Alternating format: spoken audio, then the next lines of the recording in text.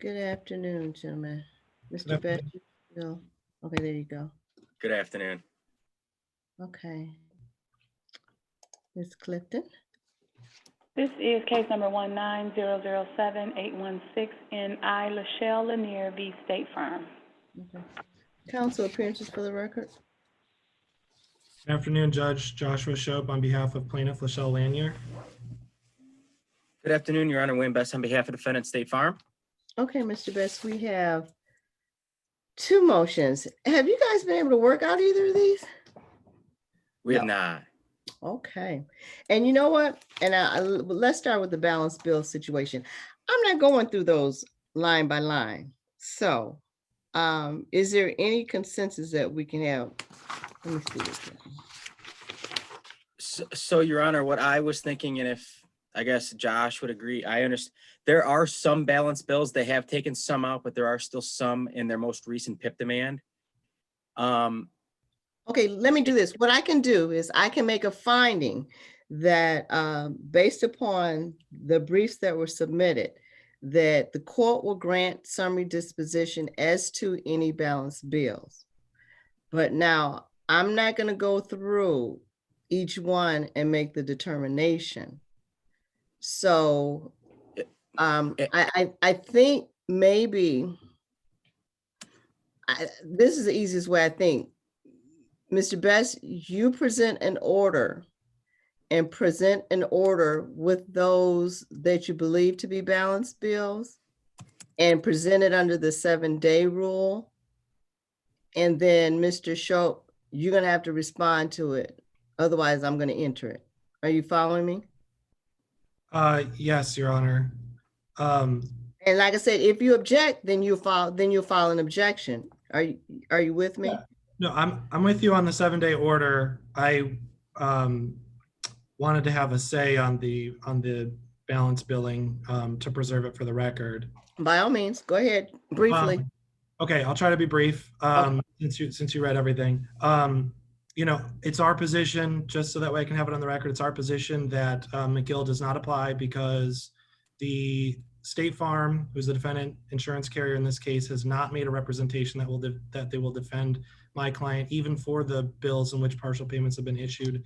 The explanation of review that defendant's relying upon are the only representations that we have in this case. No other written or verbal communication regarding a defense or indemnification has been received by plaintiff. And if you look at the explanation of review, which was attached to our response, it indicates that State Farm has the unilateral right to not defend the plaintiff if it decides not to. So it's a absolutely qualified promise, which my client is subjected to a threat of injury, which is expressly contained in McGill as a requirement to dismiss a balance bill, because we don't feel like there is a representation or an actual promise by State Farm such that our client would avoid an injury if a medical provider were to sue on a balance bill. We feel like McGill does not apply and the motion should be denied. Okay, and oftentimes in these situations, you know, the defendants, and I can order that State Farm is to defend and hold the plaintiff harmless as to any balance bill. And Mr. Best, that language needs to appear in the order. So, Your Honor, this is, and I'm okay with that because I've dealt with this issue before. Mm-hmm. I have some proposed language I can say right now on the record to see if Josh would agree to this. Is that okay, Your Honor? Yes. All right, so I could include in the motion or in the order, so it's further ordered that State Farm shall defend and indemnify plaintiff as to dismiss claims relating to balance bills, subject to the condition provided on State Farm's explanation or review, is something like that. And then is there anything further you'd want me to add? So for me, to me, Your Honor, that's letting the cat out of the bag to indicate that there's not an actual promise here because they're putting in the subject to the condition on the explanation of review. That is all the indication. That's an admission, in my opinion, that there's not an agreement to defend such that McGill doesn't apply. I think that language unequivocally cannot be in the order. Otherwise, my client, again, is subjected to potential lawsuit. State Farm has that unilateral out, and then we're not in the McGill world anymore. I think that language cannot be included if we're going to, You're talking about the last caveat, the last, yeah, be subject to the conditions in the explanation or review. I think that Then cannot. I can get rid of that. I can do this. That State Farm shall defend and indemnify plaintiff as to the dismissed claims relating to all balance bills, period. That's fine. If this is the route we're going to go, then that I can't get any better than that. And I that's think why we that- put it in the explanation of reviews anyway, because we put that in there for the person to understand that we would be willing to, if somebody does come after these balance bills, well, State Farm, they put that, they have the obligation now, and that's why it's in the EORs. That's why it's there in the first place. Okay, so I think that even if you shorten it, I think that's appropriate. And as I indicated, Mr. Best submitted under the 7-day rule. And Yes. Mr. Shope, if you have any objection, one, try to clear it up with Mr. Best, and if not, just file your objection. Okay. Okay, so that's that one. We'll say granted in order to follow for balance bill.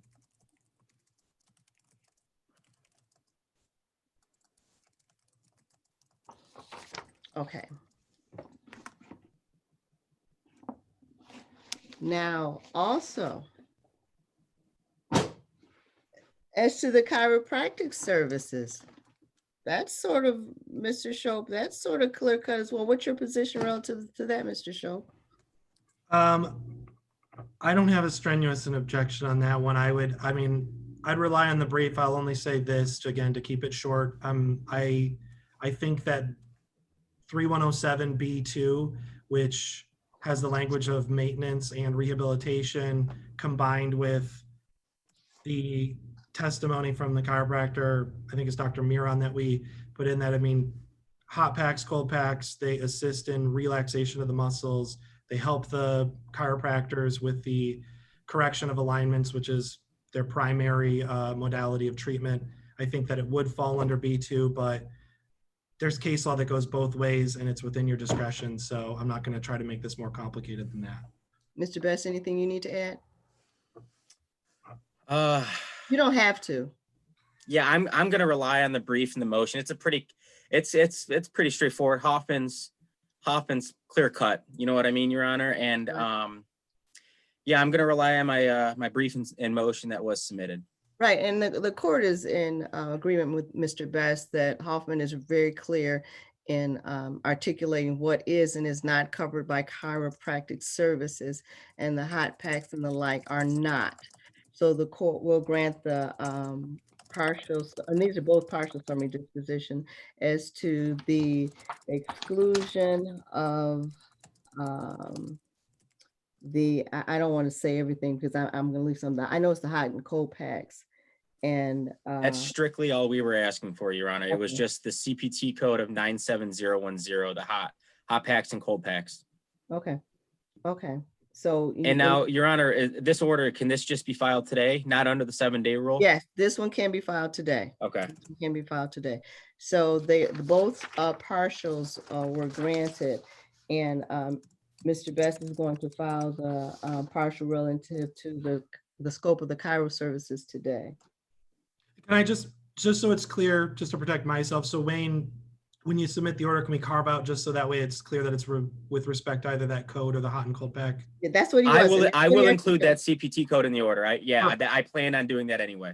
Perfect. Right, and that's 97101, I think you indicated, correct? 010, I believe. 97010. Okay. Okay. No issues. Hot and cold packs are excluded. Now, where are we procedurally? So, Your Honor, we were supposed to have a settlement conference this afternoon. However, this honorable court did adjourn it. I believe it was this morning until November.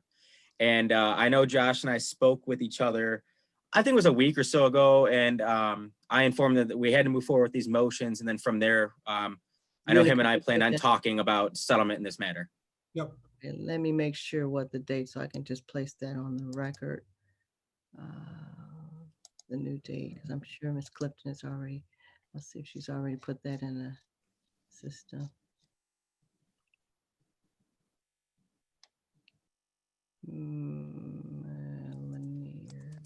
Yes, it's reset to November the 16th. Perfect.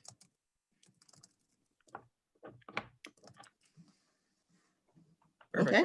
All right, thank you. Mr. Best, I'll look for the one order today and the other order to be presented under the 7-day rule. And like I said, Mr. Shope, as soon as you get that, you need to review it and have a conversation if there's an issue with Mr. Best.